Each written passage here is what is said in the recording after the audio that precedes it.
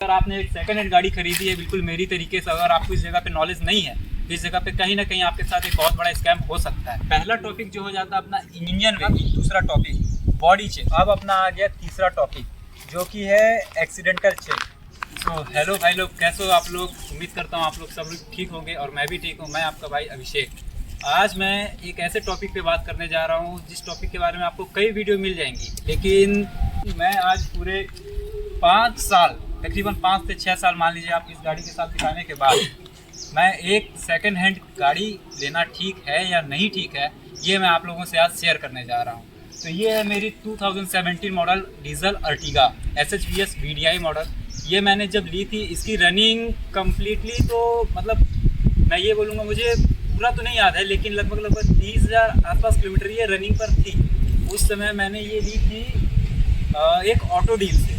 Auto deal का नाम बताना ठीक नहीं है लेकिन मैंने ये ऑटो डील से ली थी और उस ऑटो डील वाले ने इस गाड़ी के साथ मतलब मेरे साथ एक तरीके से एक स्कैम कर दिया था।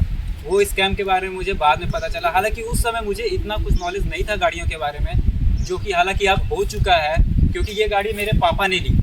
तो पहली गाड़ी घर की, सब लोगों को लगता है भाई अच्छी है, सब लोगों को लगता है भाई हंसी खुशी सब लेते हैं, सब लोगों को सब यही चाहते हैं कि भाई हमारी पहली गाड़ी हो, अच्छी हो, बस हम और कुछ नहीं चाहते हैं। लेकिन हमारे साथ कुछ और सीन हो गया क्योंकि भाई पहले जब गाड़ी आई तब तो सब कुछ ठीक था। उसके बाद जब धीरे धीरे पता चला, मुझे धीरे धीरे पता चलने लग गया, तो पता चला कि इसमें ये चीज़ कमी है, ये चीज़ कमी है। तो मैं आप लोगों को बताने जा रहा हूँ कि अगर आप लोग कभी भी कोई भी गाड़ी लो तो उसके लिए सबसे पहले आप क्या करो, खास करके सेकंड हैंड गाड़ी। नई गाड़ी लेते समय तो आप लोगों को कोई दिक्कत नहीं है, बस एक PDI करवा लो, उसमें सब ठीक हो जाएगा। अगर कोई भी दिक्कत वैसी आ रही है तो आप शोरूम वालों को बोल के उसे तुरंत वहीं पर रिजेक्ट कर सकते हो, आपके पास ऑप्शंस रहता है। लेकिन अगर आपने एक सेकंड हैंड गाड़ी खरीदी है बिल्कुल मेरी तरीके से, अगर आपको इस जगह पे नॉलेज नहीं है तो इस जगह पे कहीं ना कहीं आपके साथ एक बहुत बड़ा स्कैम हो सकता है। तो बस उसी चीज़ से मैं आप लोगों को बचाना चाहता हूँ क्योंकि मेरे साथ हो चुका है, वो आप लोगों के साथ ना हो, मैं बस यही चाहता हूँ। इसलिए मैं जो बताने जा रहा हूँ बस उस चीज़ पे आप लोग ध्यान दीजिएगा। सबसे पहले आप ये देखो कि गाड़ी का ओनर कौन है। पहला अपना पॉइंट इस जगह पे आ जाता है कि गाड़ी का ओनर कौन है। मतलब कि जैसे मैंने ये गाड़ी खरीदी तो 2017 में, तो ये मैन्युफैक्चर कब की है, उसका ओनर कौन है और उसे किस तरीके से चलाया गया है एक्सेट्रा, मतलब काफ़ी सारी चीज़ें हो जाती है। सारी चीज़ों के बारे में हम बात करेंगे। सबसे पहले आप उसके ओनर के बारे में देखो। आप अगर ऑटो डील से भी ले रहे हो तो आप उससे भी बोलो कि इसका जो ओनर है मुझे उससे मिलवाएं, मैं उससे बात करना चाहता हूँ। जो भी बात है वो मुझे क्लियर बताएगा। अगर आप ऑटो डील वालों की बात पर भरोसा करके अगर किसी गाड़ी को लेने जा रहे हो तो सबसे बड़ी गलती, पहली गलती आपकी यहीं पर हो जाती है। अब दूसरी बात ये हो जाती है कि आप अगर गाड़ी ले रहे हो तो आप उसे अच्छी तरीके से चेक करो।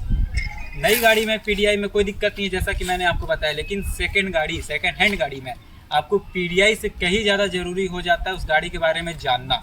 उस गाड़ी में क्या दिक्कत है, क्या दिक्कत नहीं है, ये सब सारी चीज़ें आपको गाड़ी को एक डिटेल मतलब बारीकी के साथ देखने पर ही समझ में आएंगी। जो आप बाहर से देखोगे तो आपको नहीं समझ में आ पाएंगी। जैसे कि अगर आप बाहर से देख रहे हो तो ये गाड़ी मेरी हालांकि सब कुछ परफेक्ट है, बाहर से देखने में ऑल गुड, सब सेट है, सब कुछ सही लग रहा है। लेकिन अगर मैं आप लोगों को दिखाना चाहूँ तो इसमें बहुत सारी दिक्कतें हैं। जैसे कि दिक्कतें छोड़ो, इसकी क्या दिक्कत गिनाना है, मैं आप लोगों की दिक्कत गिनाने बैठूँगा तो बहुत सारी हैं इसमें। लेकिन आप लोग खुद इस चीज़ को थोड़ा देखना, समझना। जो चीज़ मैं बताने जा रहा हूँ कि अगर गाड़ी में कोई भी चीज़ की दिक्कत परेशानी आप लोगों को ज़रा से भी लगती है, अगर एक स्क्रैच तक है, आप उसका प्रॉपर रीज़न मांगो कि ये स्क्रैच क्यों है। उस चीज़ का आप उससे रीज़न मांग सकते हो बिल्कुल, क्योंकि भाई आप एक सेकंड गाड़ी लगाने जा रहे हो। और अब रही अगली बात कि वैल्यू, कि सेकंड हैंड गाड़ी की क्या वैल्यू होनी चाहिए। ऐसे तो किसी भी सेकंड हैंड गाड़ी की कोई वैल्यू आप ऐसे नहीं निकाल सकते हो। लेकिन अगर कोई बोल रहा है आपसे कि नहीं ये 2017 मॉडल अर्टिगा है, बहुत वेल एंड गुड कंडीशन में है, मैं इसको आप लोगों को 8 लाख में दे दूंगा या 8,75 में दे दूंगा, तो भाई उस जगह पे 8,75 या 8 लाख का कोई सेंस बनता ही नहीं है। उसका कारण ये है कि भाई आप अगर गाड़ी लेने जा रहे हो तो सबसे पहले आप मॉडल देखो, कौन सा मॉडल है, कितने साल हो गए हैं, उसके हिसाब से भी उसका डेप्रिसिएशन लगता है। आप जितना भी डेप्रिसिएशन लगा रहे हो, अगर आप गाड़ी लेने के लिए ही सोच रहे हो तो वो चीज़ गलत है भाई। क्योंकि अगर आप ले भी रहे हो तो आपको लेना भी है, चलाना भी है। इन द केस अगर आपको फ्यूचर में अपग्रेड भी करना हो तो आपको ये भी चीज़ सोचना पड़ेगा उसका रीसेल वैल्यू मुझे प्रॉपर मिल पाएगा या नहीं मिल पाएगा। जो भी चीज़ है आप लोगों को सारी चीज़ क्लियर करनी पड़ती है और करनी पड़ेंगी अगर आप लोग एक अच्छा प्रोडक्ट खोज रहे हो। सबसे पहले तो सेकंड हैंड गाड़ी के केस में सारी चीज़ें बहुत ज़्यादा टफ हो जाती हैं। आप लोगों को पता ही नहीं चलेगा कि आप लोगों के साथ ऑटो डील वाले क्या स्कैम कर देंगे, कैसे स्कैम कर देंगे। तो इस चीज़ पे मेरा मतलब ये मेरा तो पॉइंट ऑफ व्यू ये है कि आप लोग जितना हो सके ऑटो डील वालों से बच के रहो। ऑटो डील वालों से आप ज़्यादातर ना दूर रहने की कोशिश करो। मैं तो बोलूँगा आप लोग जाओ सीधा जो भी कस्टमर के पास आप लोगों की आँख के देखी जो गाड़ी आप लोगों को दिख रही है उस गाड़ी पे जाओ, थम्स अप है उसके लिए। और अगर उसका ओनर है आपकी जान परिचय का तब तो और सब कुछ सेट है, सब कुछ सही है। लेकिन फिर भी उस जगह पे भी आपको गाड़ी चेक करनी है, गाड़ी फर्स्ट हैंड ही है या उसके पहले भी किसी का ओनर रहा है उसका गाड़ी का, मतलब कि उसके पहले भी कोई ओनर है, फर्स्ट हैंड है या सेकंड हैंड है, आप जो ले रहे हो वो थर्ड हैंड हो जाएगी। तो उस चीज़ का भी आप लोगों को देखना पड़ेगा। अब रही बात कि वैल्यू की, जहाँ जो मैं वैल्यू की बात कर रहा था कुछ देर पहले, तो मैं आप लोगों को बता दूँ कि कोई भी वैल्यू अगर गाड़ी को देख कर आप निकालोगे तो आप गलत हो। गाड़ी की आप पहले तो देखो कि कितनी मॉडल पुरानी है, वो चीज़ आप लोगों को मैंने बताया, वो चीज़ आप लोगों ने देख ली। याद रखना और ध्यान में रखना जब भी आप सेकेंड हैंड गाड़ी लेना, मतलब उन टॉपिकों के हेल्प से ना आप ये समझ सकते हो कि बहुत कम चांस हो जाएगा कि आपको कोई ऐसी गाड़ी मिले जिसकी वजह से आप जाके परेशान हो पाते। पहला टॉपिक जो हो जाता है अपना इंजन वे। इंजन वे में आप सबसे पहले आप गाड़ी का हुड ओपन करो और इंजन चेक करो। इंजन में किसी भी तरीके की लीकेज मत हो, सिलिकॉन मत दिखे। अगर देखो होता क्या है, आप अगर ऑटो डील वालों की यदि आप लेने की गाड़ी कोशिश कर रहे हो तो ऑटो डील वाले बहुत कोशिश करते हैं कि आपको ये मत पता चले कि गाड़ी के इंजन में किसी तरीके का काम हुआ है या बॉडी में किसी तरीके का काम हुआ है। वो जितना हो सके उतना हाइड करने की कोशिश करते हैं। तो आप एक बार बस इंजन वे चेक करना, आपकी मुश्किल से 5 से 10 मिनट हर चेक में लगेंगे। मतलब जो चीज़ मैं बता रहा हूँ उन पॉइंट्स को चेक करने में 5 से 10 मिनट लगेंगे। आप उन पॉइंट को चेक कर लो, उस जगह पे काफ़ी सारा मतलब आपका डाउट क्लियर हो जाएगा। एक तरीके से पीडीआई हो जाती है वो, लेकिन पीडीआई वो अलग लेवल की हो जाती है। आप बस इंजन खोलो, इंजन में बस इतना चेक करो कि किसी तरीके की लीकेज मत हो, कहीं से किसी प्रकार का सिलिकॉन मत हो, इंजन से किसी तरीके की वियर्ड नॉइस मत आ रही हो। अगर किसी भी तरीके की वियर्ड नॉइस आ रही हो तो आप उस चीज़ को तुरंत क्लियर करो कि ये क्या चीज़ की नॉइस आ रही है, कैसा ये इंजन से लीकेज हो रहा है, कैसा ये सिलिकॉन लगा हुआ है। अगर वैसा दिक्कत आपको कहीं भी फेस करने के लिए दिख रहा तो आप तुरंत उस गाड़ी से दूर हट जाओ तो ज़्यादा बेटर रहेगा, आप लोगों के लिए ज़्यादा अच्छा रहेगा। और अब रहा अपना दूसरा topic body check. Body check के मामले में मेरा कहने का मतलब ये है, आप एक बार गाड़ी का चारों तरफ राउंड मारो। राउंड मारने के बाद आप लोग ये देखो कहीं भी किसी तरीके का डेंट मत हो, स्क्रैच मत हो। हाँ, सेकेंड हैंड गाड़ी है, थोड़ा मोड़ा डेंट स्क्रैच चलता है। अगर आप बहुत ज़्यादा देख रहे हो कि कहीं बहुत डीप डेंट है या बहुत ज़्यादा डीप स्क्रैच है या कहीं किसी तरीके का किसी पैनल का पेंट थोड़ा अलग दिख रहा है या वहाँ किसी तरीके की चमक कम है, मतलब एक तरीके से अगर गाड़ी वाइट में है तो वाइट में अपने को ज़्यादा समझ में आता है क्योंकि उसके जो जेरलेक्स होते हैं पेंट में वो ज़्यादा क्लियर चमकते हैं। अगर किसी पैनल में रीपेंट हुआ है, मतलब कोई पैनल रीपेंट हुआ है गाड़ी का, तो उस जगह पे आफ्टर मार्केट उतनी ज़्यादा क्लियर कोटिंग नहीं हो पाती है, जिसके कारण उसमें जो जेरलेक्स होते हैं वो उतने ज़्यादा नहीं चमकते हैं। मेरा कहने का मतलब ये है कि आप जो छोटे छोटे चमकीले पार्ट्स होते हैं ना पेंट के अंदर, वो चमकने चाहिए अगर पेंट स्टॉक ही है तो। नहीं तो फिर अगर वो जेरलेक्स एक पैनल में चमक रहा है और दूसरे पैनल में नहीं चमक रहा है, इसका मतलब आप खुद समझदार हो, समझ जाओ कि वो पैनल रीपेंटेड है। रीपेंटेड के साथ साथ कई बार क्या होता है कि वो पेंट उसमें मतलब बॉडी में उसके डेंट भी होता है किसी तरीके का, वो डेंट को भी कवर करने के लिए उसमें पुट्टी फिलअप करते हैं। वो पुट्टी भी कई बार क्या होती है कि आपको तुरंत फिल करके दे देते हैं, डेंटिंग पेंटिंग करके बढ़िया से दे दिए। उस समय तो नहीं पता चलता, लेकिन कुछ समय बीतने के बाद वो पुट्टी फूल करना उखड़ने लग जाती है किसी तरीके से।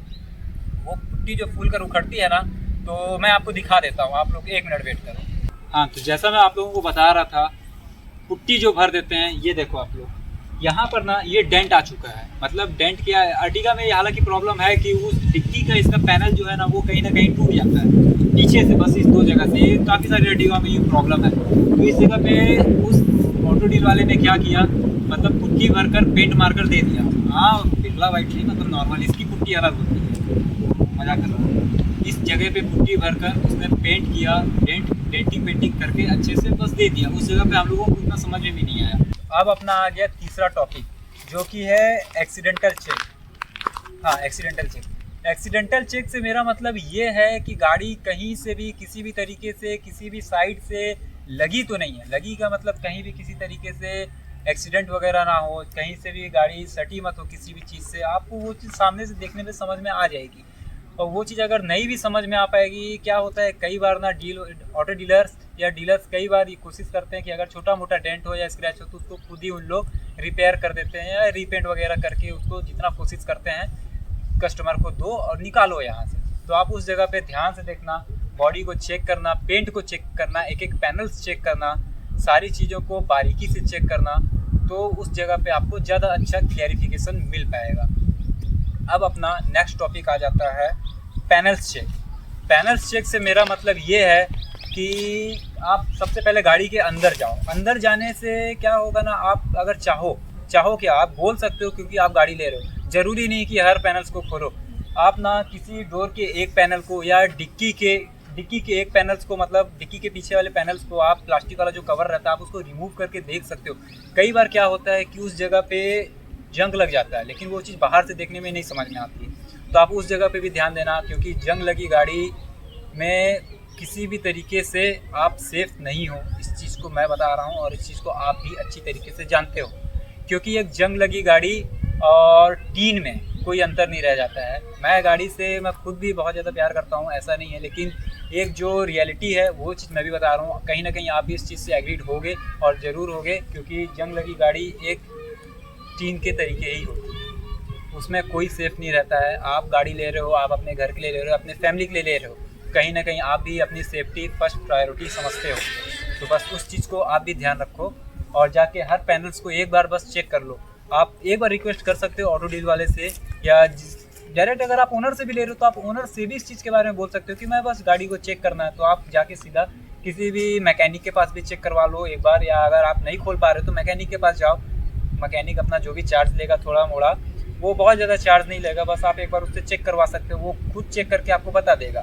हालांकि अगर ये सारी टॉपिक, मैं ये चीज़ बता रहा हूँ, ये सारी टॉपिक आप खुद से चेक कर सकते हो, मैकेनिक की ज़रूरत नहीं पड़ेगी। लेकिन अगर पैनल्स के मामले में आप अगर नहीं खोल पा रहे हो तो उस जगह पे आपको पड़ सकती है ज़रूरत कहीं ना कहीं आपको मैकेनिक की। तो उस जगह के लिए, बस एक जगह के लिए आपको मैकेनिक की ज़रूरत पड़ सकती है, और बहुत ज़्यादा चीज़ों के लिए आपको मैकेनिक की ज़रूरत पड़ने वाली नहीं है, जहाँ तक मुझे लग रहा है।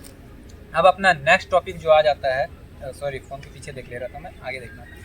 तो अपना नेक्स्ट टॉपिक जो आ जाता है टायर चेक। हाँ, टायर चेक से मेरा मतलब ये है कि आप बोलोगे कि क्या बोल रहा है टायर चेक, मतलब ये कोई सेंस नहीं बनता है। सेंस बनता है। अब कैसे बनता है सेंस, मैं आपको इस जगह पे समझा रहा हूँ और मैं आपको बता रहा हूँ, बस इसीलिए तो हम हैं यहाँ पे, आपको समझाने के लिए, आपको बताने के लिए। बस इसी सारी टॉपिक को अगर आप ध्यान से सुनोगे और समझोगे तो कहीं ना कहीं आप भी एक अच्छी गाड़ी लेने में, समझ गए गाइस, इसके आगे बताना नहीं है मेरे को।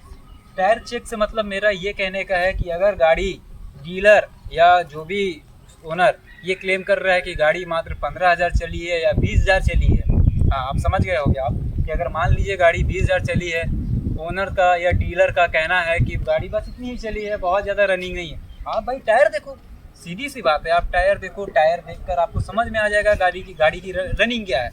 अगर गाड़ी 20,000 30,000 में चली हुई है तो गाड़ी की स्टॉक टायर ही होने चाहिए। स्टॉक टायर आप चेक कर सकते हो, उसमें नंबर दिया रहता है कि उसका मैन्युफैक्चरिंग कब का है।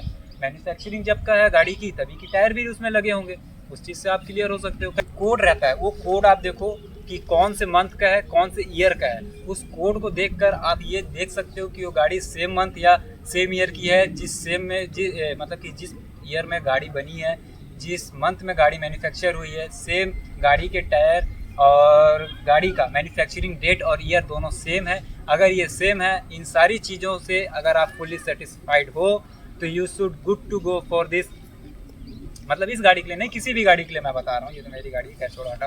आप अगर आप फुली सेटिस्फाइड हो तो आप ले सकते हो। अगर आपको कहीं भी किसी भी तरीके की डाउट लग रही है तो आप उस चीज़ को कैंसिल कर सकते हो, गाड़ी को तुरंत आप रिजेक्ट कर दो, क्योंकि एक भी गलती आपकी खुद के पॉकेट पर भारी पड़ सकती है, जो कि मेरा एक पर्सनल एक्सपीरियंस रहा है इस गाड़ी के साथ। क्योंकि इस चीज़ के मामले में, सेकेंड हैंड गाड़ी खरीदने में और उस चीज़ को मेंटेन करने में, नई गाड़ी से कहीं ज़्यादा आपको वैल्यू देना पड़ेगा, कहीं ज़्यादा समय देना पड़ेगा, कहीं ज़्यादा पैसा आपको लगाना पड़ेगा। कहीं ना कहीं अगर आपको गलत डील फंस जा रही है तो आपकी वो जेब पर कहीं ज़्यादा भारी पड़ सकती है, कहीं ना कहीं वो नई गाड़ी से भी ज़्यादा महंगी पड़ सकती है।